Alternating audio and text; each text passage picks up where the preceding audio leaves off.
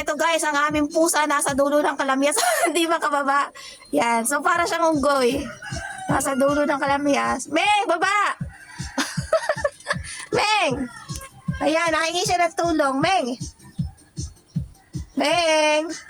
Yan, minsan para naman siyang aso nagpapagulong sa buhangin.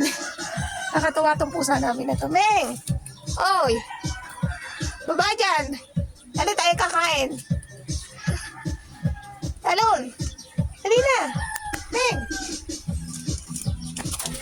Dini, talon ka dito sa bubong. Dali na! Ha? Tatakot ka? Talon ikaw! Dali na! Kinain ng kalamyas.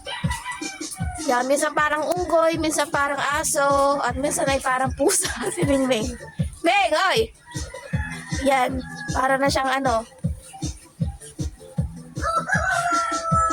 Nangangain na ng dahon, parang ano si Meng.